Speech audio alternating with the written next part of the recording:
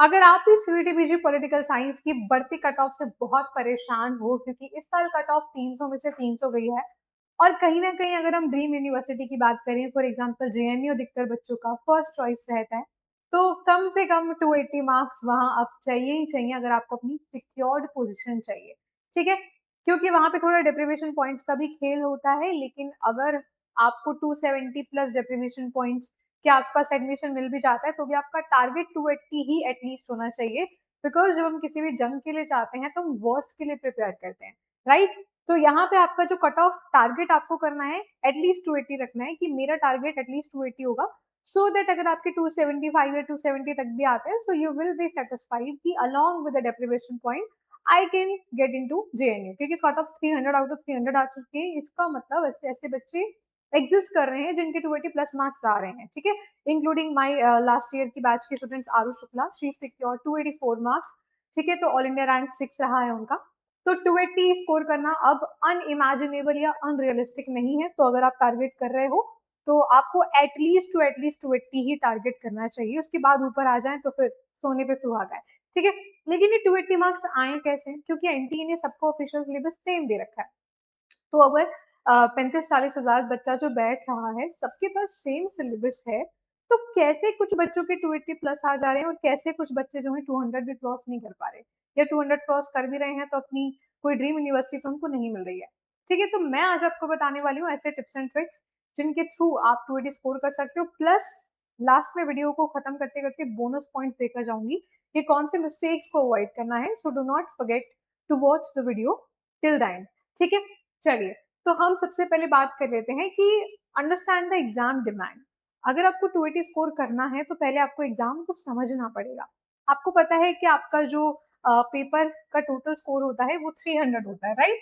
और इसको करने के लिए आपको कितना समय दिया जाता है? 90 मिनट्स, राइट? 90 मिनट का समय आपको दिया जाता है, जहाँ पे हर एक राइट आंसर का आपको 4 नंबर मिलता है और -1 की नेगेटिव मार्किंग है। तो अगर हमें 4 नंबर के हिसाब से 280 नंबर एटलीस्ट लेकर आने हैं तो हमारे 70 क्वेश्चन कम से कम ठीक होने चाहिए। ठीक है, टोटल कितने क्वेश्चन है? 75 है। अब यहाँ पे नेगेटिव मार्किंग की वजह से हो सकता है एक आधा क्वेश्चन आप छोड़ कर आओ, 3 क्वेश्चन छोड़ कर आओ। तो मैं आपको बता रही हूँ कि एटलीस्ट अगर आप 5 क्वेश्चन भी छोड़ रहे हो मिनिमम टू मिनिमम, तो आपके 280 तब आएंगे जितने आपने अटेम्प्ट करे वो सारे सही होने चाहिए। समझ रहे हो? एक्यूरेसी का लेवल आपको बढ़ाना पड़ेगा। यहाँ पे एक्यूरेसी लेवल बहुत ज्यादा मैटर कर रहा है। अब रैंडमली एबीसीडी में से कुछ भी लगाकर आपका स्कोर नहीं आएगा। ठीक है, प्लस आपको समझना है कि एग्जाम दिन ब दिन बदल कैसे रहा है।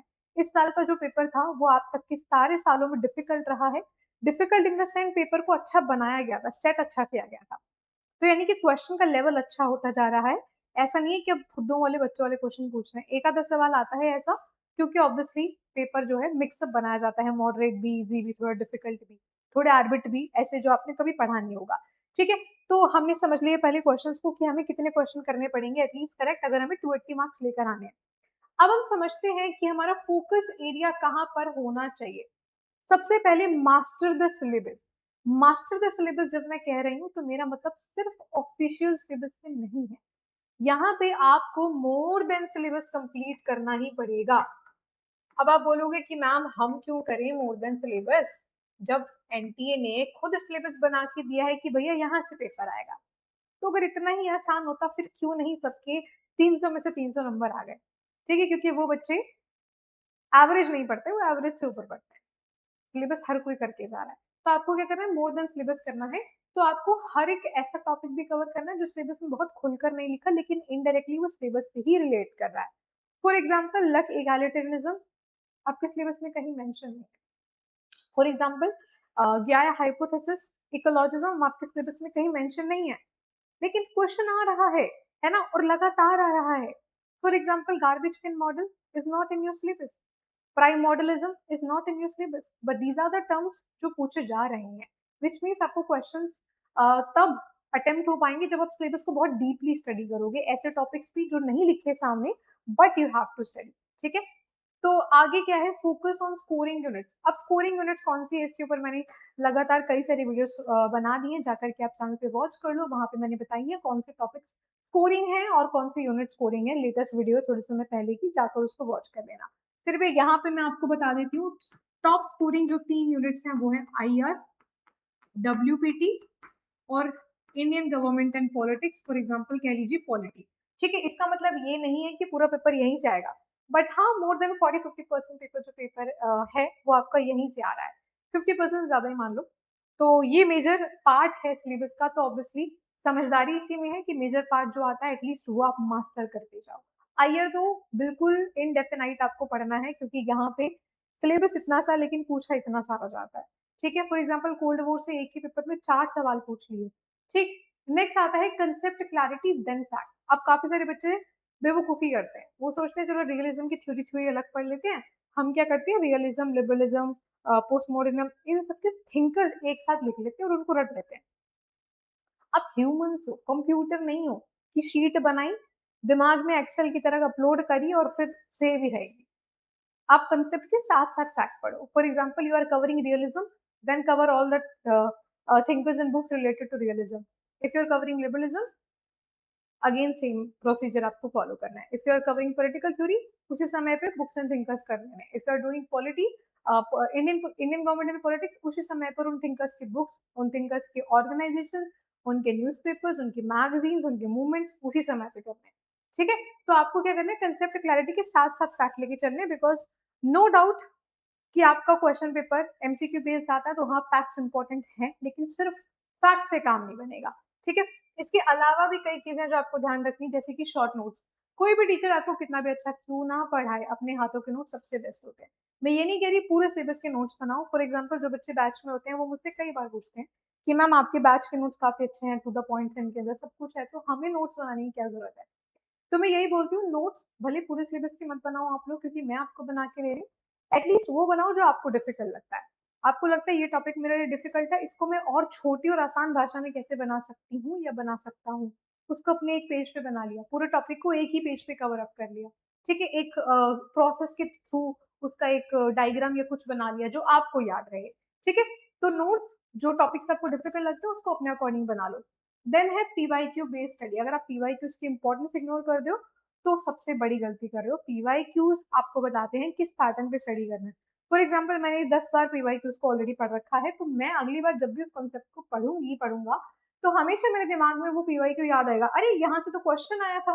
विच मीन्स आपका जो माइंड है वो हाइपर एक्टिव हो जाएगा। ठीक है, तो हमें हमारे माइंड को याद दिलाना पड़ता है, हमें हमारे माइंड को ट्रेन करना पड़ता है। ठीक है, कि वर्क कैसे करना है। तो उस समय पे आपकी स्किल्स थोड़ी ज्यादा अवेयर हो जाएंगे और आपका ज्यादा ध्यान उस टॉपिक पे जाएगा। ठीक है, नेक्स्ट हमारे पास highlight the repeated topic. As I said कि पीवाईक्यूज मल्टीपल टाइम्स कर रखे होंगे, टॉपिक्स का लिस्ट याद हो जाएगा, राइट। तो आप जब भी क्वेश्चंस को कर रहे होगे, highlight those topic with different colour of highlighter, और ऊपर लिख दो रिपीटेड या स्टार लगा दो। मेरी आदत स्टार लगाने की है, मैं जब भी क्लास में पढ़ा रही होती हूँ बैच वगैरह में, मैं हमेशा स्टार लगा देती हूँ। एक एक आधी बार आया एक स्टार लगा देती हूँ, रिपीट हो रहा है 2 स्टार या 3 स्टार लगा देती हूँ। आप ऐसे अपने कोई भी सिंबल बना सकते हो जब भी आप किसी बुक नोट्स कहीं से भी पढ़ रहे हो, किसी भी वीडियो से भी पढ़ रहे हो। ठीक है, नेक्स्ट आता है one topic at a time, do not rush.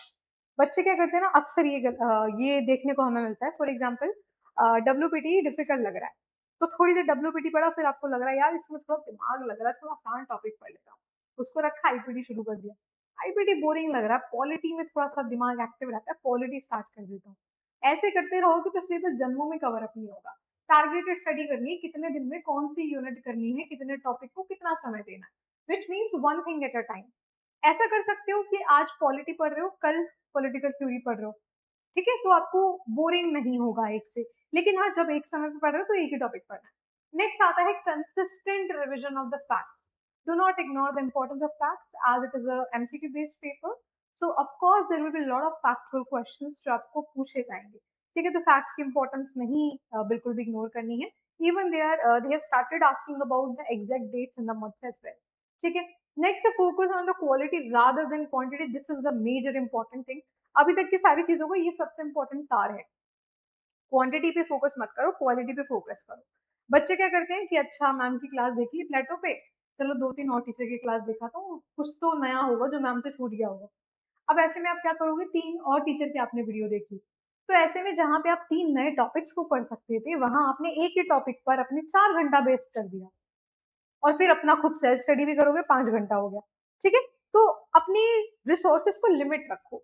ठीक है, कि अच्छा इन एक आधे टीचर से, एक दो टीचर से मैं पढ़ रहा हूँ, अगर हाँ आपको कोई टॉपिक ज्यादा डिफिकल्ट लग रहा है तो हाँ उस टॉपिक को आप 2 टीचर की वीडियो से देख लो, ठीक है?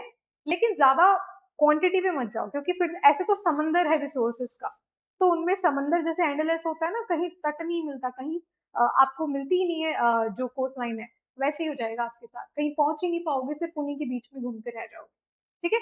सो फोकस करना है क्वालिटी पर रादर देन क्वांटिटी पर।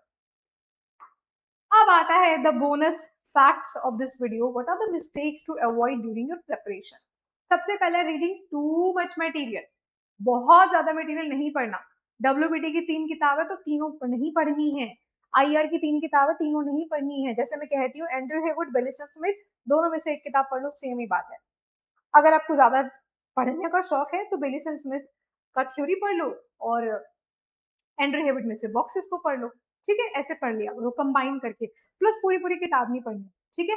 तो स्टडिंग रैंडमली, जो मैंने आपको बताया था अभी अभी, किसी भी मनचाहे यूनिट को कभी भी शुरू कर दिया, ऐसे नहीं करना। Leaving difficult topics and units, आपको लगता है यार ये वाली टॉपिक थोड़ा डिफिकल्ट है, आसान वाला पहले कर लेता हूँ, बेवकूफी है ये, क्योंकि अभी आपके पास एग्जाम के टाइम का प्रेशर नहीं है, so you have ample amount of time to focus on the difficult topic. जब एग्जाम पास आ जाएगा डिफिकल्ट टॉपिक पे फोकस नहीं कर पाओगे, प्रेशर होगा दिमाग के अंदर। नेक्स्ट है पीवाईक्यूज को सिर्फ एक बार करना नहीं है, मल्टीपल टाइम्स करना है। Not making different factual sheets, बच्चों की तरह रट्टा मार के चार्ट नहीं बनाना, रियलिज्म कर रहा हूँ, ये इसकी थिंक करें, ये इसकी बुक है, ठीक है? उसके अलावा कंपेरेटिव पॉलिटिक्स का मैं ये टॉपिक कर रहा हूँ, इसकी ये बुक्स में ये थिंक करें, अलग अलग चीजों का फैक्ट एंड फिट। आईआर का स्पेसिफिकली ये इन्वायरमेंट की थ्योरी है, ये इन्वायरमेंट की ट्रीटी है, ये अब साइन हुई है, ये तब रेटिफाई हुई थी, उसके बाद कौन कौन सी कंट्री इसके अंदर पार्टिसिपेट कर रही है, ठीक है? ऐसे करके सारी शीट्स बनानी, जिससे मैंने ऑलरेडी बैचेस में दे रखा है, लेकिन अगर आप सेल्फ स्टडी कर रहे हो तो आपको अलग से अपनी सारी शीट्स बनानी पड़ेंगी। It will take lot of time, that's why I am saying कि स्टार्ट अभी से, बाद में इन सब का समय नहीं मिलेगा, बाद में सिर्फ रिविजन का समय, जिस समय आपको ये सब चीजें हेल्प करेंगी, ठीक है? सो जैसे कि आप यहाँ पे देख रहे हो, study less and score more या स्कोर हाई। तो स्टडी लेस से मेरा मतलब यहाँ पे ऐसा नहीं है कि टॉपिक्स को कम कम पढ़ना है, ठीक है? यहाँ पे मेरा मतलब है स्टडी लेस से स्टडी स्मार्ट। स्मार्ट स्टडी में ही लेस स्टडी आ जाता है, क्योंकि बेवकूफ जो होते हैं पूरी पूरी किताब पढ़ते हैं, मैं भी थी ऐसी बेवकूफ। मैं जब अपने एग्जाम के लिए प्रिपेयर करती थी ना, एंड्रयू हेवुड और बेलिसन स्मिथ इतनी किताब थी, इतनी मोटी किताब थी, मैंने पन्ने बाय पन्ने का कंप्लीट किया था उनको, 1500-1600 पेजेस की किताब। और जब मैं पेपर के उस बुक के लास्ट तक पहुंची तो मेरा दिमाग ने कहा, अरे बेटा पहले तूने क्या पढ़ा, तुझे तो याद ही नहीं है। देन मुझे दोनों किताब पूरी पढ़ने के बाद पता चला, अच्छा मेरे काम की तो इसमें से सिर्फ 10 और 11 चैप्टर थे, बाकी तो मैंने टाइम वेस्ट कर दिया। ये सब जो मेरी गलतियां है मैं उन्हीं से ही आपको बता रही हूँ, क्योंकि ये सेम सिचुएशन से हर टीचर गुजरा होता है, ठीक है? तो इसीलिए स्टडी स्मार्ट, पता होना चाहिए किस किताब में से कितना पढ़ना है। उसके लिए आपको एक अच्छे मेंटोर की जरूरत है, जो काफी सालों से आपको एनालाइज करके आपको उस पर भरोसा आप कर सको कि हाँ ये जो बता रही है वो सही बता रहा है, वो आपका कोई भी फेवरेट मेंटोर हो सकता है, ठीक है? तो that's it, these are some important topics. बाकी अगर आप चाहते हो कि इन सब में मेरी सहायता आपको मिल जाए, बिकॉज एक मेंटोर का होना काफी इंपॉर्टेंट है, जो आपको टाइम भी बताए कितना स्टडी करना है कितना नहीं। तो बैचेस में आपको सारे नोट्स मिल जाएंगे, सारे पीवाईक्यू एमसीक्यू सारी चीजें, मतलब जो सबसे टफ काम होता है रिसोर्सेस को एक्यूमुलेट करना, वो काम मैं करके देती हूँ। और टॉपिक्स को आसान तरीके से पढ़ाना, वो तो सोने पे सुहागा है ही। तो आप इन सब बच्चों की तरह इस समय पे स्मार्ट चॉइस बना सकते हो। इन सब ने भी एक आधे महीने पहले तैयारी नहीं करी थी, तभी आज अपनी ड्रीम यूनिवर्सिटी में पहली लिस्ट में एडमिशन लेके बैठे हैं। सेकंड थर्ड वालों के तो मैं नाम ही नहीं लगा रखे, फर्स्ट के ही एग्जाम्पल है ये, ठीक है? और सारे तो आ भी नहीं सकते, इसलिए मैंने कुछ एग्जाम्पल यहाँ लगाए हैं।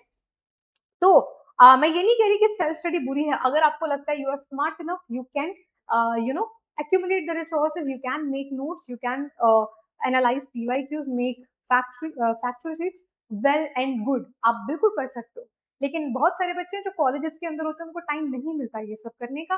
तो आपके लिए बैचेस हैं, अल्टीमेट 2.2 हमारा करंट बैच है जो चल रहा है, महापैक में सारे बैचेस का एक्सेस है, प्लस यहाँ पे मॉक टेस्ट भी है, बैच टेस्ट भी है, और प्रिंटेड बुक भी है प्रीवियस क्वेश्चन और शॉर्ट नोट्स की। बाकी और भी हमारे पास बैचेस हैं, इनके अलावा भी हैं, तो मैं आपको ज्यादा अच्छे से बता दूंगी जब आप पर्सनली कनेक्ट करोगे।